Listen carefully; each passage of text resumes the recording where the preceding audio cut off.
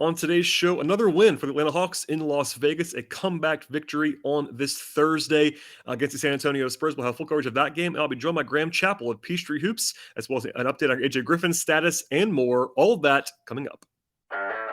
You are Locked On Hawks, your daily Atlanta Hawks podcast. Part of the Locked On Podcast Network. Your team every day.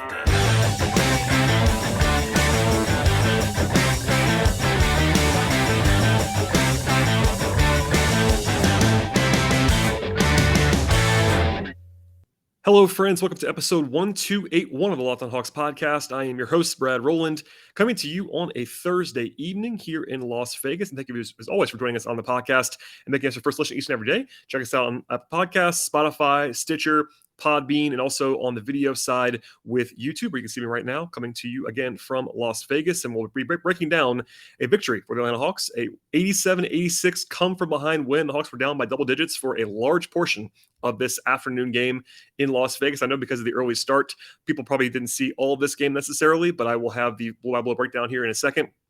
And also later on in the podcast, I'll be joined by Graham Chapple of Peachtree Hoops. Graham is always plugged into what's going on with the Hawks from across the pond. Graham is from Ireland. You'll see him and hear him later on in the podcast. But first things first, an update on AJ Griffin, who did not play again for the Hawks, his fourth consecutive missed game in Las Vegas. He's not played a professional game just yet for the Atlanta Hawks.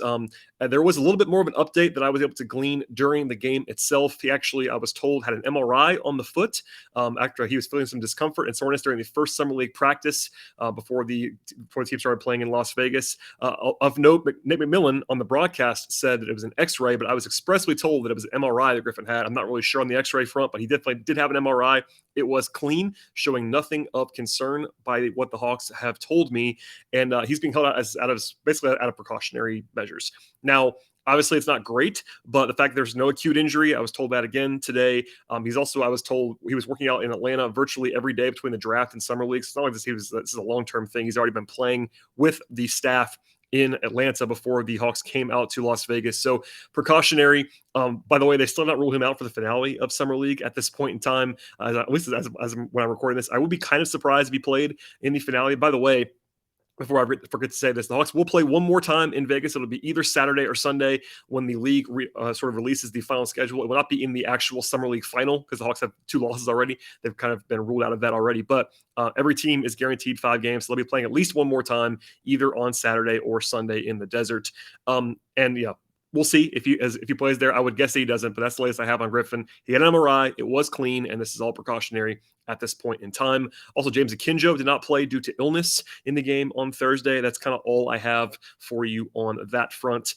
As for the game itself, obviously sort of a back and forth effort. The Hawks were sort of playing level with the Spurs for large portions of the game, then got down by 10 plus, and then had the big time close led by Tyson Etienne, who we'll come back to later on in the show. Same starters as Tuesday. That's sort of a smaller unit with Shawnee Brown at the 4. They played okay early on. The Spurs kind of broke it open with a 21-8 run later on, sort of late in the quarter, in the second quarter, I should say. The first half, the Hawks only took 8 threes in the half itself. They took 14 in the second half, which is probably better for you spacing-wise, but spacing has been a concern for this Hawks roster the entire time in Las Vegas. They had more turnovers and assists in that first half. The second quarter was honestly more like the first 2 games of just kind of hideous offense, not a lot of spacing.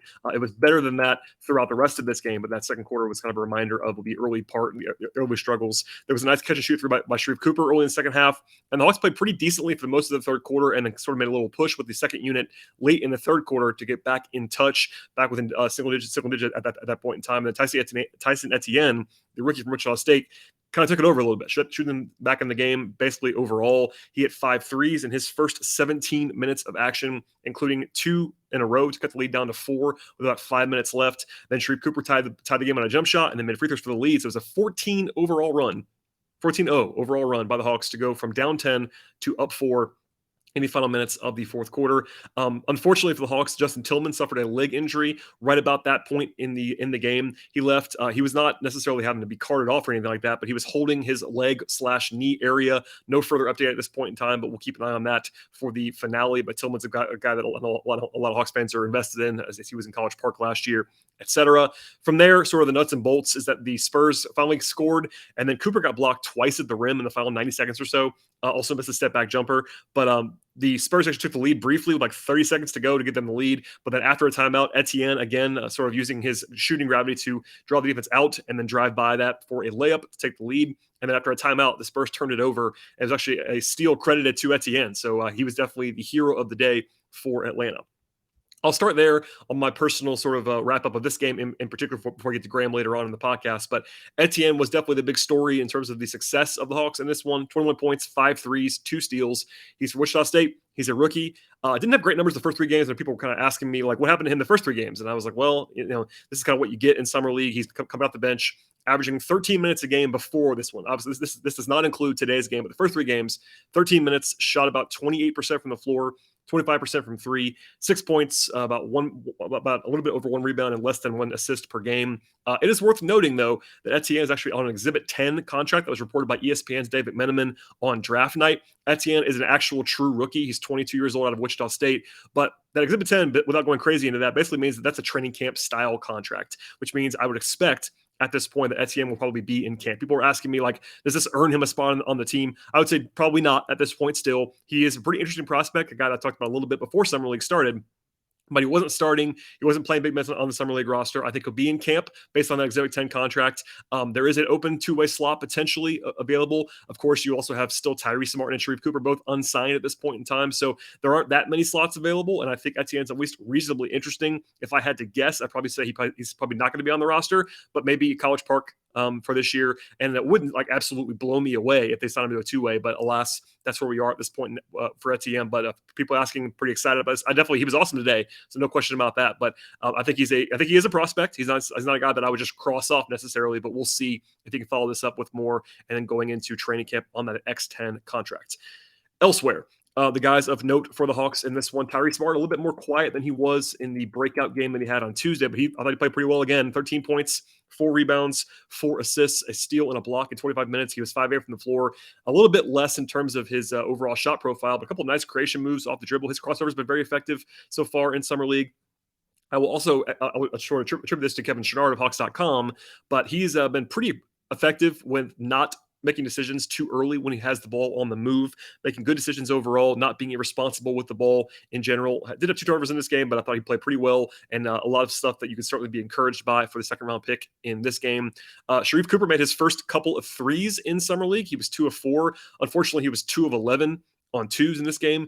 It was kind of the opposite of what it had been in the first few games. He was really, really passive, especially in the first 2 games.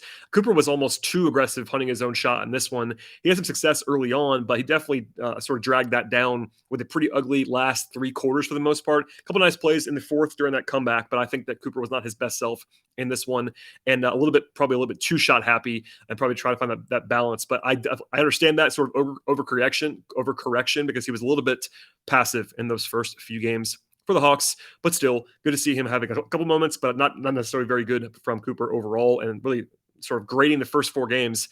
It's been pretty rough, all things considered, for Cooper. Elsewhere, Shawnee Brown was okay in this one, 4 of 9 from the floor, had 4 assists, a couple nice floaters. For the most part, the first 3 games, he's been more of a jump shooter, a couple nice mid-range attempts in this one, but and defensively, he's always pretty solid. Beyond that, rotationally, I thought Tillman was okay when he came back in pre-injury. Joel Yahi is a guy I continue to like quite a bit. 7 points, 11 rebounds, 5 assists, and 2 steals for a guy who's like 6'5", 6'6", and like 190 pounds. He's a sort of do-it-all guy that I've always sort of attracted to in that way, but obviously, wish he was a little bit bigger, a little bit more offensively inclined, but I've always loved what he does as a support player. Other than that, Akinjo did not play in this one. He was out with illness. Joe Hutchinson did not play. I think it was just a DNP CD. Chris Clemens was kind of quiet. Alpha Cabo was kind of a DNP until the third quarter. Ended up playing 10 minutes, but his lack of spacing on offense is definitely a problem in a lot of different ways. So I don't have much else to add about everybody else on the roster at this point in time. But overall, a nice resilient win for the Hawks. Always better for the team morale when you win a game like that. And we'll get into the rest of that stuff with Graham Chapple in a moment. But that'll be it for the first 4 scheduled games for the Hawks. One more time, the Hawks will play at least one more game, and I should say exactly one more game, either on Saturday or Sunday in Las Vegas. I'll be home before that, so that game I'll be recording that post-game podcast from my home. But alas, they do have one more scheduled game, so stay tuned for that. I will probably be tweeting that out either on Locked On Hawks or at my Twitter account that you can see on YouTube at BT Rowland when I have that information either late Friday or into Saturday. Before we get to the rest of the podcast, a word from our sponsors on today's show, and the first of which is Built Bar. For the people that invent healthy and tasty, comes the latest gift to your taste buds. You probably already tried the amazing Coconut Brownie Chunk Built Bar, but guess what? Your friends at Built have given Coconut Brownie Chunk the Puffs treatment as well. That's right, Coconut Brownie Chunk Built Bar flavor that you absolutely love is now in a deliciously chewy marshmallow covered in 100% real chocolate. It's like a fluffy cloud of coconut brownie goodness. Stop drooling now and listen. They're actually good for you as well. They are low calorie, they are low sugar, high protein, and all delicious. Coconut Brownie Chunk Puffs are only here for a limited time as well. So go to built.com right now to make sure you don't miss out on all the fun there. They're going fast because they actually taste amazing. And all Built bars are made with collagen protein, which actually helps your body to absorb efficiently and also provide a ton of health benefits. Eat something that tastes good right now, and it's also good for you. The best part about Built Puffs is that they actually taste amazing, but you really can enjoy them guilt-free because they're actually good for you. And with all of that said, go to built.com for all of the latest at Built Bar, including these delicious puffs. Built.com is where you need to go, and the promo code is LOCKED15. One more time, that is built.com, promo code LOCKED15 for 15% off on your order with Built Bar. Last time, promo code LOCKED15, 50% off at built.com. I am joined now by friend of the podcast and friend of mine, Graham Chapple of Peachtree Hoops from across the pond. Even though it's early, it was a rare afternoon Hawks game. It's still late in the evening for Graham. So thank you for joining me, my friend. No, thank you so much for having me. It's good to be back. I thought I'd take advantage of this afternoon tip-off and get you on an earlier podcast. And even then, it's like, what is it, like midnight, something like that? Your time. Around 11 o'clock. It's not too bad. There you go. 11 p.m. So like you're in my normal post-game time slot's like 11 p.m. So you're right in that normal window. But no, I appreciate you coming on. I before I brought you in, talked a little bit about the game today. The Hawks come from behind, thrilling victory in Las Vegas. Actually, it was kind of entertaining in the second half of this game. I wonder what you make of this. Obviously, the result doesn't matter a whole lot, but it's always good to see some resilience. And I know generally speaking, guys are ready to go home by now in Las Vegas, but it's still better when you win. Oh yeah, absolutely. It's funny, like you say, the second half was good. Like I think midway through the fourth quarter, I think I've sent a message into the Peachtree Slack. Like the second half has really had nothing of interest other than hitting a few shots. Then you hit a few more, and then they came from behind. It was entertaining, to be fair, down the stretch, and you like to see how guys respond in a close game situation, give the coaches something to work with as well. So yeah, positive when they come through and win. And it was entertaining, to be fair. Crowd was getting into it as well when Etienne hit a few shots as well. And then look, it was fun to watch him go off. We haven't had a whole lot to really enjoy with this Hawks Summer League team, so just to see a little bit of a condition was entertaining, if nothing else.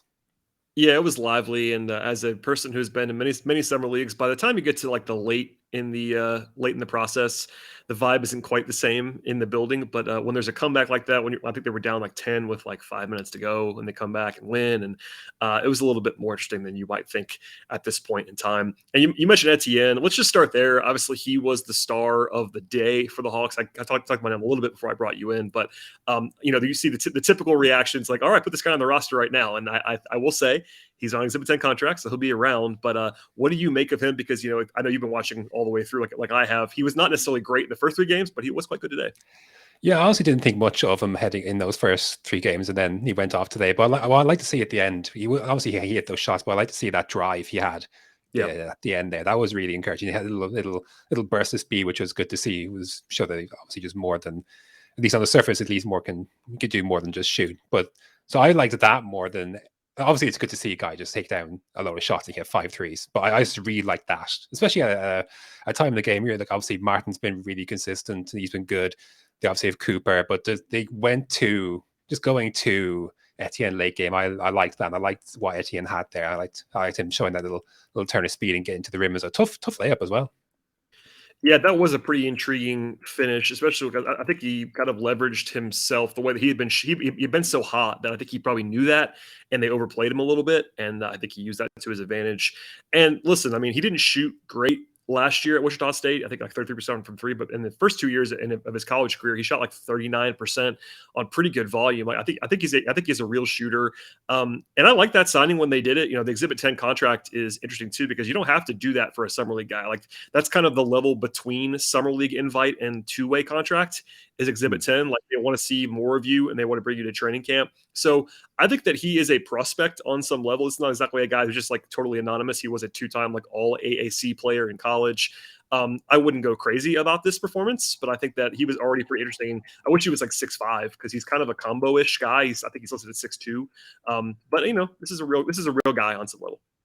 Yeah, absolutely. And look, no harm seeing what more there is from him in training camp. So, like, I was looking at the tweet from, I think, Dave McMillan of ESPN reported that it was like June 24th. Yeah. So it was done a while ago. So it's good to have that, I guess, done, and an encouraging performance here. And I want to see how he follows it up. I imagine he might slide into the starting lineup to finish. I'd like to see what he can do when to see what he can build on this.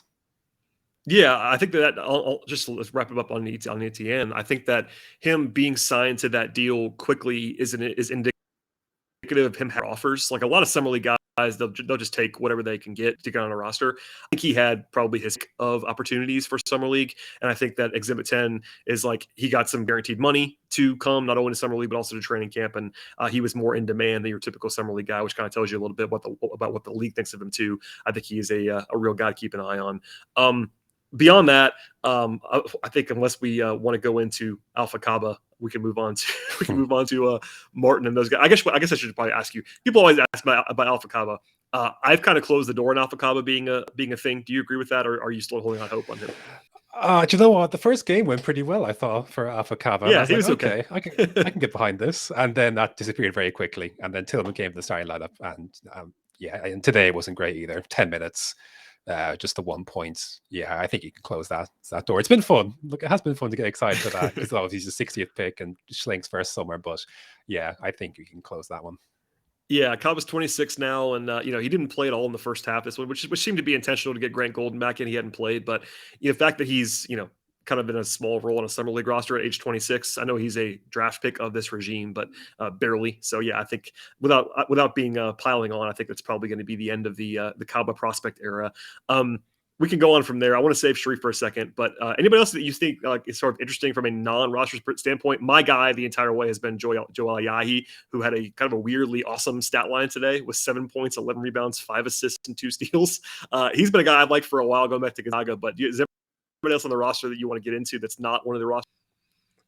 Well, I mean, I think everyone's enjoyed Tillman, Justin Tillman. And yes. I looked at the box score after the game today, and he's actually 5 of 7 for 11 points, and it felt like he had done worse than that somehow. It was odd. I think he hasn't been as good as those first 2 games. This is his first 2. I think he missed his first 2 today or something.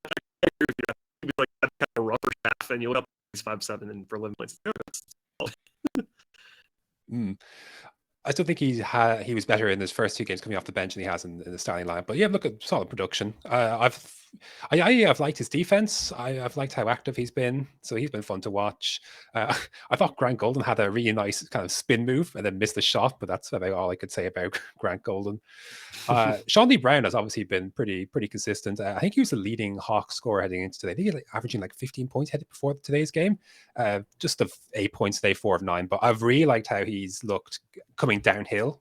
When he gets a bit of momentum, I've liked him in those scenarios. So I've enjoyed Shawnee Brown, and there hasn't been a lot to say about other guys outside that. I mean, Chris Clemens can light it up. Did not do that today, but yeah, it's not been the most amazing Hawks roster of Summer League compared to obviously we've been treated with obviously even last year with Sharif and Jalen and obviously John Collins and Young in the past as well. So a bit of a down year from a Summer League perspective, but there's some little bits here and there to get excited about.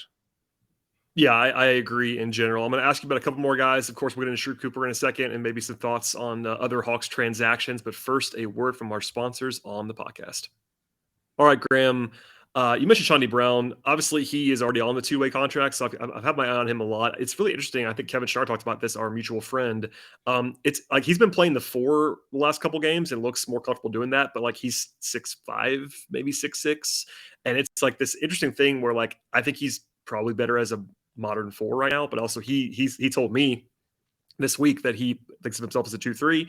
I just wonder like what his role is. I mean, I think when we saw him last year with the big league club, he was really playing the 4, but it was like that kind of COVID anything goes kind of time when they're just kind of trying to plug holes. Do you think he's like a plug and play guy that they can potentially use this year? And do you think he's more valuable as sort of a small ball 4 option? Yeah, it makes sense that you kind of slot in that position. I know players like to disagree on where they should play. So probably not surprising, but I like him. I was thinking, he'd be one of the more interesting players coming into camp, just because, I think you could slot him in. Like I think he's decent on the move. He can space the floor a bit.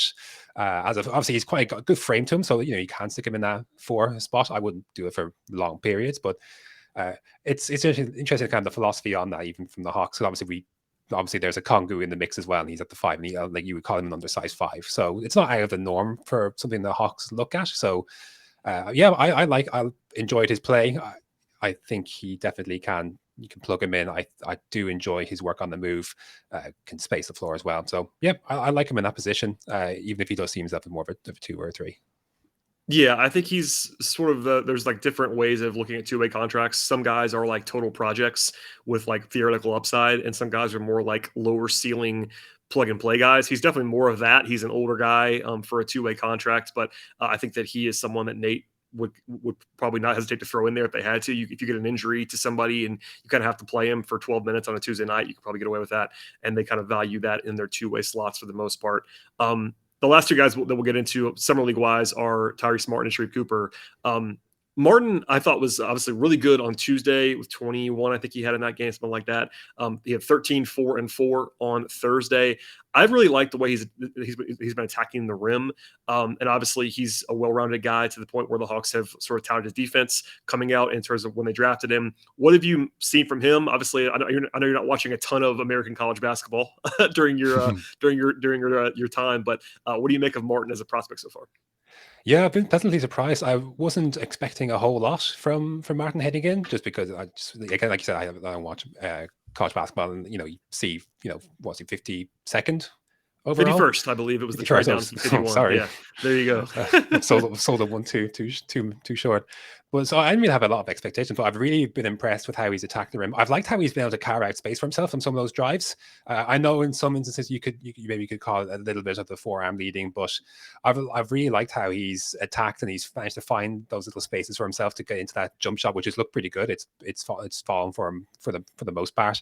Probably took a little back seat in this game with the Spurs just because of the Etienne kind of ignition. So just the 8 shots, but look, still shot 5 of 8. Got to the free throw line a little bit as well, which is nice. 13 points. I've been pleasantly surprised by Martin's play. I have to say, I wasn't quite expecting him to be as smooth offensively as he has been. I've been impressed, but I've really just have loved how he's just got some good shots for himself, created that like kind of some of his own space for himself.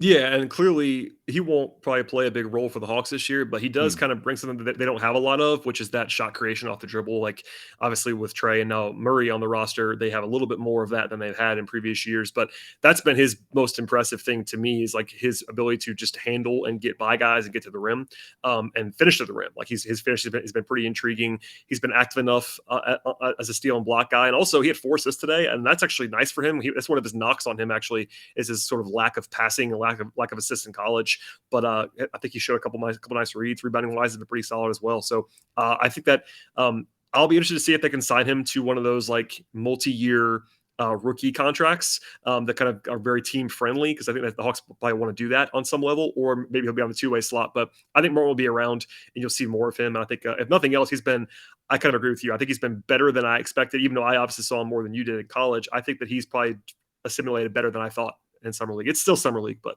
it's mildly positive, I think. Yeah, I think he's played himself into some contention here for sure. Dan, I think, especially with Cooper's struggles, I think he's definitely played himself into a little more contention here. But yeah. Yeah, so let's get to Cooper now before we close the book on summer league for now for our discussion.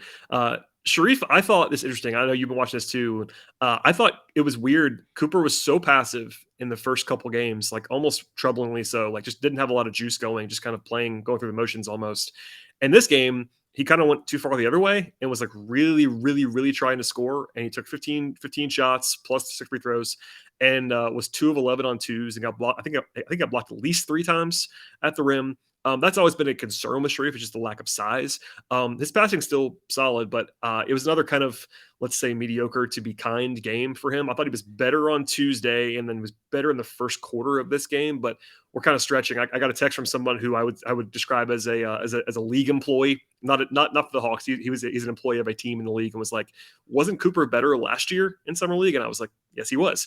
So I wonder what you make of not just today, but like what have you made of like Sharif's? I think it's probably fair to call him struggles at this point. Yeah, what's he shot 4-15 today, which takes him to 10 of 35 on summer league as a whole. Something like that. Yeah, it's not good. It's under 30%, which is rough. Yeah, it's. I feel like the struggles are in his head a little bit as well. Like when you're struggling, you're aware of it, and he's got into the defense and is just cut off and has to look for options out. And he's not surrounded by what I describe as a wealth of talent this year, maybe compared to last year. I think he's really missed that pick and roll partner in Jalen Johnson, which I think has been probably a little bit understated. Well, maybe not that understated. He was pretty good last year. Yeah, they both were. Yeah, I thought the shots today weren't too bad. Just maybe, I don't know. Off the top of my head, I feel like thinking back to last year, I did think he made quite a number of tough shots, and they just seemed to go down consistently for him in summer league last year. That's just off the top of my head. I would have to go back and no, I think you're right. See them again, but so maybe it could be an instance. Maybe just some of those shots weren't, especially even today. Obviously, there's a lot more shots, 15 of them. I think there were some good shots, just didn't fall. He got to the free throw line a bit more, at least against the Spurs. There was at least, I think, that positive. He's able to get to 15 points despite making poor shots. Hit a few threes, but yeah, I think maybe defense is kind of maybe loaded up a little bit on him a little bit more. There's not been a lot else for the Hawks to really do. He has looked a little lost at times. His passing hasn't been quite as sharp. He just hasn't looked as sharp as he did last season. I don't know what he might have going on, but yeah, it's just been a real struggle. And he's got to good places, and then the defense is there in front of him at the rim, and then he's looking for places to try and get out. And some of those passes have gone a little bit awry as well, and players have to go chase those as well. So yeah, he obviously had a good moment on Tuesday facilitating the ball. I think he got 9 assists. Yeah. So I think there has been some positive in that development. Nick Van Exel has been talking about him trying to slow down a bit, and I think he did that to an extent on Tuesday. But yeah, it kind of looked like the Sharif of the first few games, in parts at least today. Yeah, and I think that you can at least piece together some good stuff the last 2 games. Whereas the first 2 games, I don't say this with any malice, as I've always liked Sharif as a prospect, but like if you only saw the first 2 games and didn't know who he was, you would think he wasn't a prospect. Like that's how bad he was in the first 2 games. Like he was just kind of an anonymous guy out there. Whereas like you've at least seen the flashes the last 2 games. Like hasn't been great necessarily, but he did make 2 threes today. I was reminded of this looking it up in preparation for, I think, Tuesday's podcast, but I think he shot 36% from 3 in the G League last year, which is pretty good. Like that's a totally solid for a guy. That was his number one probably weakness offensively coming out, other than just a sheer size, was his perimeter shooting. He's actually shot the ball pretty well as a professional. And today, 2 of 4, obviously was a little bit slow start beyond that. But I don't know, getting to the rim was a problem. And if you're having finishing trouble against G League defense, against summer league defenses, that's not exactly fantastic for you either. So I don't know. I'm not giving up on Sharif by any means, but it's not been a good week. I think we don't want to overstate that too much, but the fact that he's not been signed yet is we'll see where he lands in terms of 2-way versus full contract versus maybe not even on the team. I'm not sure I would lean on that. And people were asking me, of course, like almost every day, like what's gonna happen with Sharif? And I'm like, if I had to guess, he'll still be on the roster somewhere, whether it be on a 2-way or on a contract, but it would no longer like stun me if he wasn't, which is kind of tells you how kind of rough it's been the last few days. So I call it a shame, because if he had come into summer league and killed it, I think there's a good scope of conversation that he could maybe land one of those guaranteed roster spots, and that's and that's gone. I think that's kind of gone for now. I think he probably knew that too. I mean, maybe that's something I know. Van Exel, I know I sent you the audio too. Like Van Exel's kind of talked about him maybe having a little bit of pressure on himself. I think he probably knows that there was some pressure on him here. Not, I mean, all these guys have pressure on them on some level, but I think that probably didn't help him too much. That he probably knew there was some real stakes running on Summer League, and we'll see. I don't. Again, I would probably still guess maybe the 2-way contract will be his, but yeah, we'll see in the next couple of days when I learn more about what's going on with the roster. And obviously he could also I guess impress over the weekend when they play their final game either on Saturday or on Sunday. I don't know. Summer League is Summer League. Graham, unless you have more to add, we can move on to one other thing that I have to ask you about, and that is Red Velvet and his exit from Atlanta. I know you have been a long Kevin Huerter fan, as I have been. So when I reached out to you to do this podcast, I was like, anything you want to talk about? You're like, well, Kevin Huerter. I'm like, all right, well, here we go. So obviously this is not new, but Huerter going to Sacramento, I wonder what your reaction was to that transaction, and also, almost more importantly, how that impacts the Hawks, because the Murray trade's been sort of analyzed by everyone everywhere, nationally, locally, etc. Whereas the Huerter trade, people like us are paying attention to that. Hawks fans are, but I wonder what you make of like what the roster looks like now without a guy like Huerter that can sort of do so many little things to help you. Yeah, Huerter was one of those really dependable players that both for Lloyd Pierce and for Nate McMillan. I had in my my player review on Peachtree Hoops for Huerter, I wrote that. Out of the 303 possible regular season games, he played 274, which is just over 90%. And yep. I remember in that second, I think it was that second season where I remember he hurt his shoulder in Denver. Injury prone. Yeah, that was the thing. Yeah. That was all people said. And this was a guy that, from that point on, played so many games. He played so many minutes. And they're like between both, even Lloyd Pierce and Nate McMillan, like there were multiple like stretches where he would play entire 4 quarters, 12. Like obviously you had to get Young a rest at the start, but it just showed how much the Hawks leaned on him. And he obviously had so much, both obviously shooting the ball, but he's also I thought he was much better last season, even on the move, getting to those little spots inside the arc. And his footwork, I thought, was really improved. He looked a lot more spry. I just thought he was really improved last season compared to season before. Obviously, you might expect it in the 4th year, but I believe even coming off of the extension that he had signed. So yeah, obviously, look, would he still start? He probably wouldn't have started with Murray coming in, but that's a really dependable piece that is no longer yours to call upon. And we obviously, you've probably talked about at length of how the Hawks' bench is looking, and with Huerter now, obviously was slated to go to the bench with Murray coming in. That's one of your more dependable, not even bench players. That's just one of your dependable roster players. Period. That is now no longer part of your roster. So it's gonna be a big loss for them, because Huerter obviously he's more than the shooter. That's what we've been saying for all these years, more than the shooter. And I think Huerter is one of those players I don't think the Hawks will, and even there and the fans won't appreciate until now that I don't really appreciate now that he's sorry. They'll only appreciate him more now that he's gone.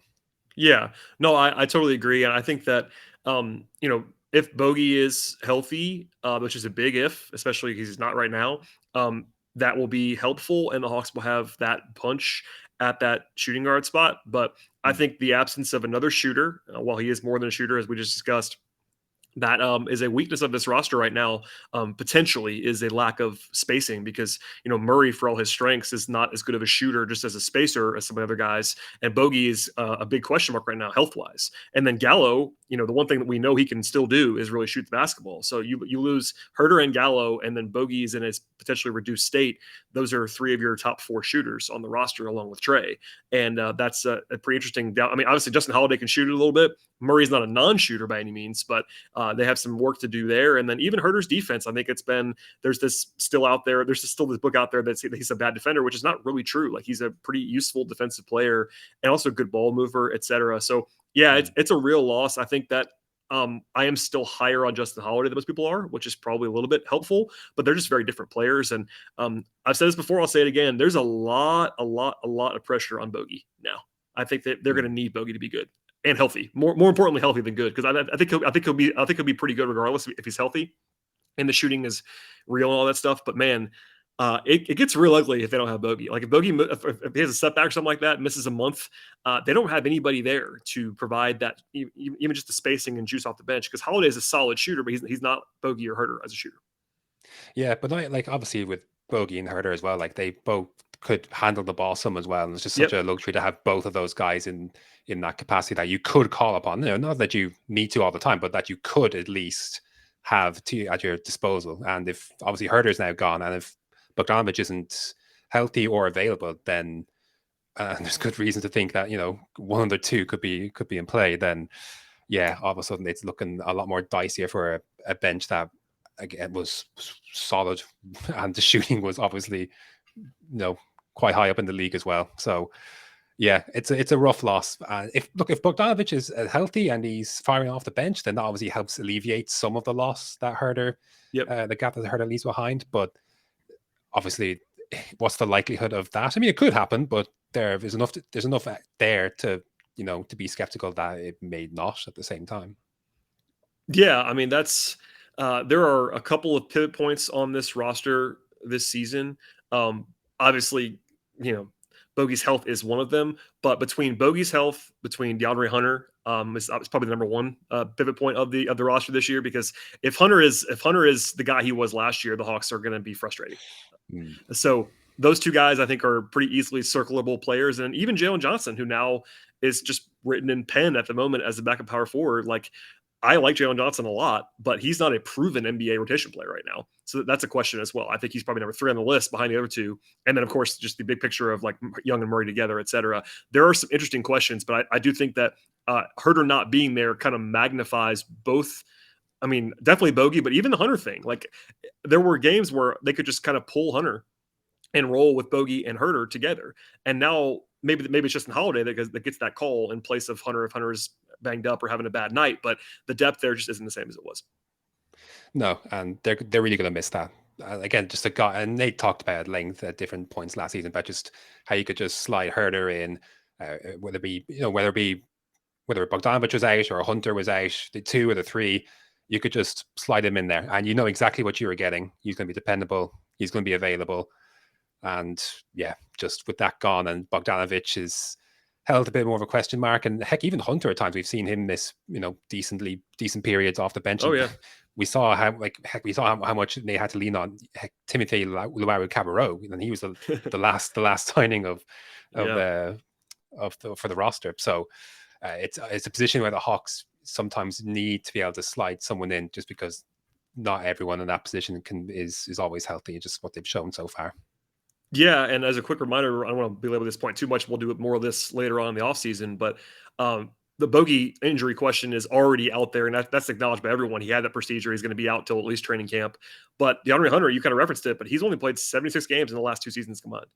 Like, he's not a lock to be healthy and consistent out there either. I mean, I talked about this a lot last year, how he wasn't very good overall, but he played less than 2/3 of the season last year, and then obviously missed 3/4 of the season the year before. So he's not locked to be out there either. So anyway, I don't want to go down the rabbit hole too much here, but I wanted to at least talk about Kevin Herter because I know you and I enjoyed his work immensely, and that'll be a loss for the Hawks. Graham, anything else you want to add before we get out of here? I know we should plug your work at Peachtree Hoops, which is always fantastic. I know you, just for everybody listening, I'm not saying this because you're here, but I would say this regardless. Graham is someone who's like working at like 5 a.m. a lot of the times, getting this stuff out and getting stuff done, or staying up till 3 or whatever. Like, it's very, very difficult to cover an NBA team from across the pond where he lives. And shout out to you for doing all that grind, because I know, having edited you firsthand, how much you are doing. No, I appreciate that. Thanks. It's good fun.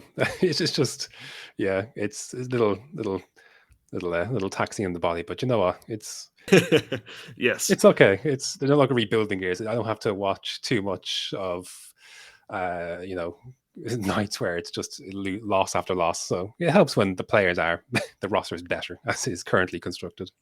Yes, absolutely. And there were, I was just reminded as I was saying that there were times when I was at Summer League in Las Vegas, 3 hours behind, and having to wake up at like 3 a.m. to edit you because you were working on, because you were 8 hours ahead of me working on whatever you were working on for someone. No, it was just hilarious to kind of do that. And our mutual friend and former blogging colleague Jeff Siegel was always on the West Coast. We always had the crossover there too. But Graham, thanks for doing this, man. People should be following you where on the Twitter machine? At Graham_Chapple. I will attempt to be a bit more active in the summer.